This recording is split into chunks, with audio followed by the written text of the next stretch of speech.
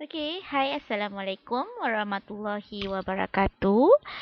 Cikgu harap suara cikgu jelaslah.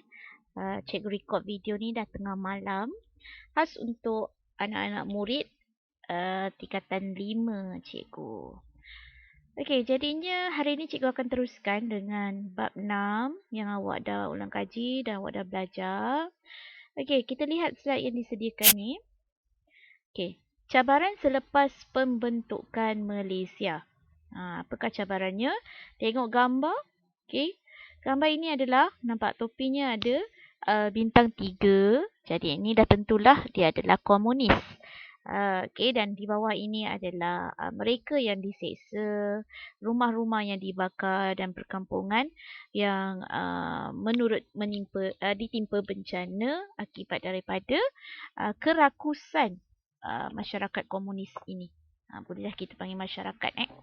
Okey, ini adalah surat khabar The Straits Times. Okey, surat khabar menyatakan tentang pemisahan Singapura.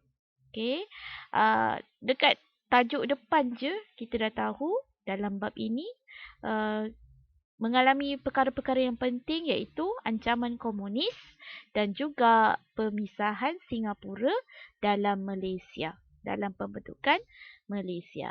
Okey, seterusnya.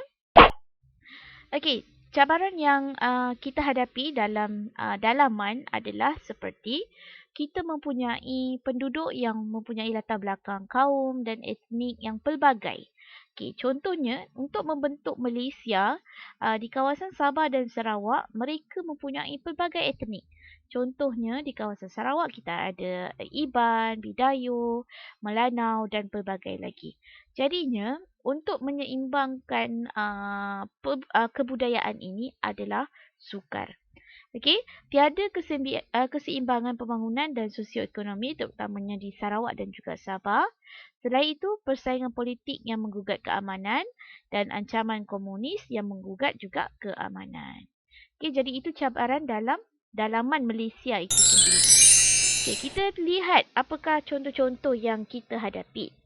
Okey, contoh cabaran yang Malaysia hadapi adalah pembangunan sosioekonomi di Sarawak Sabah, kritis politik di Sarawak dan juga masalah perpaduan kaum. Okey, kenapa kita lihat di Sarawak sahaja? Kebanyakan di Sarawak dan Sabah. Sebab kita nak bentuk Malaysia. Di kawasan Semenanjung Tanah Melayu, kebanyakannya sudah bersetuju untuk bergabung dengan negeri-negeri luar. Contohnya seperti Sarawak, Sabah dan Singapura.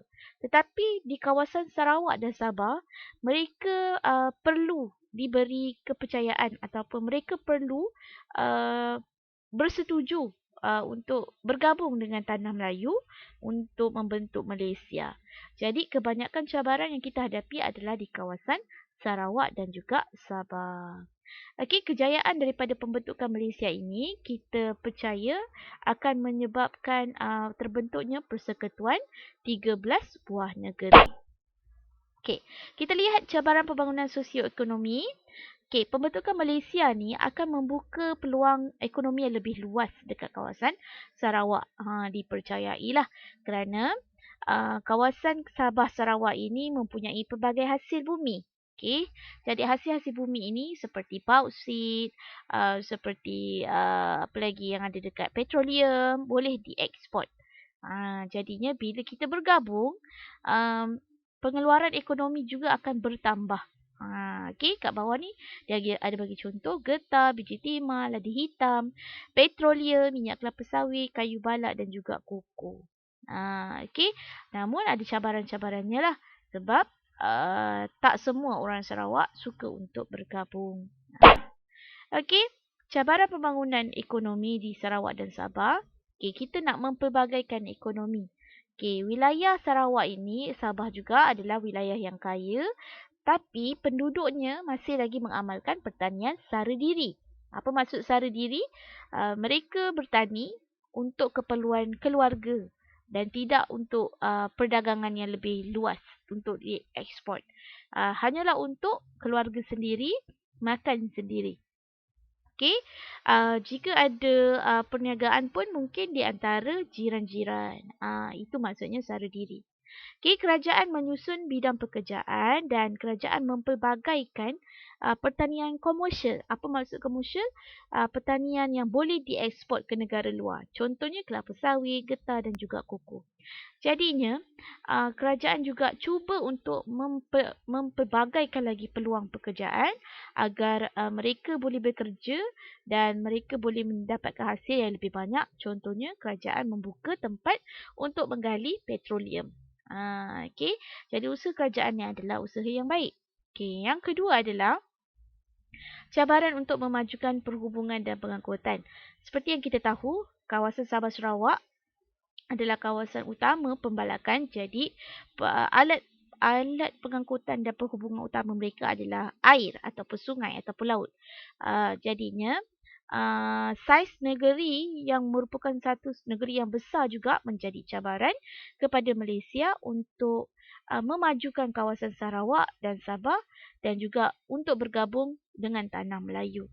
Jadi dengan itu, kerajaan telah membuat rancangan pembangunan 5 tahun sejak 1966 iaitu usaha-usaha untuk membangunkan negara-negara mereka. Okay. Dari segi pendidikan, kalau dahulunya di kawasan Sarawak dan Sabah banyak didirikan sekolah vernacular. Apa maksud vernacular? Sekolah yang menggunakan bahasa Inggeris dan juga sekolah vernacular Cina yang menggunakan bahasa Cina di kawasan sekolah. Maksudnya menggunakan bahasa ibunda masing-masing. Jadinya menjadi cabaran bagi Malaysia untuk menyatukan rakyat Sarawak, Sabah dan juga Tanah Melayu kerana bahasa juga telah berlainan. Okay, jadi apa cara kerajaan buat? Kerajaan telah membina sekolah dan juga melatih guru-guru untuk dihantar ke Sabah dan Sarawak. Okay. Seterusnya, ini adalah hasil-hasil bumi di Sarawak. Kita ada balak, kita ada sawit. Yang ni apa ni? Yang ini adalah lada hitam. Tak pernah tengok pokok lada hitam? Ni gambarnya. Dan yang ini adalah koko. Okay. Koko ni adalah penting untuk dieksport ke luar negara. Okay. Selain daripada boleh dimakan isinya, koko adalah bahan utama untuk membuat coklat. Jadi Eropah adalah pengeluar utama coklat dan kita adalah pengeluar utama koko. Okay. Seterusnya, cabaran politik di Sarawak. Di Sarawak juga mempunyai masalah politik yang menyebabkan sukarnya untuk kita bergabung dengan Tanah Melayu. Contohnya, mereka ada rasa rakyat tidak berpuas hati dengan kepimpinan Stephen Kalong Ningkan. Okay. Jadinya beliau telah dipecat oleh gubernur dan beliau telah dan mencabar semula mahkamah untuk membuktikan beliau tidak bersalah dan beliau berjaya, tetapi rakyat suruh buat undi tidak percaya untuk menurunkan balik tahta dia dan menggantikan dengan Tawi Sli. Okay. Jadi semasa digantikan dengan Tawi Sli ni, darurat telah diisytiharkan di Sarawak.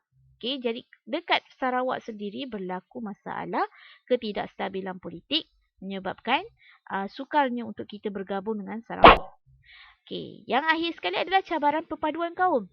Okay, perpaduan kaum ni memang merupakan masalah yang utama sebabnya kita mempunyai pelbagai kaum, pelbagai budaya dan juga jarak antara Sabah, Sarawak dan Tanah Melayu adalah sangat luas. Jadi susah untuk kita pergi ke sana untuk pujuk dan mereka datang ke Tanah Melayu juga sukar sebab nak melihat keadaan Tanah Melayu.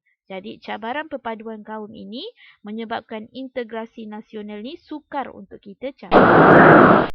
Okay, dalam bab 6, kita teruskan dengan 6.2 iaitu pemisahan Singapura.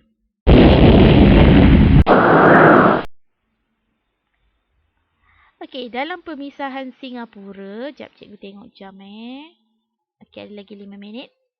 Okey, pemisahan Singapura. Dari segi politik, apa yang menyebabkan Singapura ni berpisah dengan Tanah Melayu adalah yang pertama, Lee Kuan Yew tidak berpuas hati dengan peranan kerajaan Singapura yang terhad. Sedangkan Singapura adalah negeri selat. Sepatutnya negeri selat samalah seperti Pulau Pinang, seperti Melaka. Jadi mereka mahukan kuasa yang sama seperti Tanah Melayu. Jadi berlaku konflik antara pimpinan PAP dan juga Perikatan, kempen Malaysian Malaysia oleh Lee Kuan Yew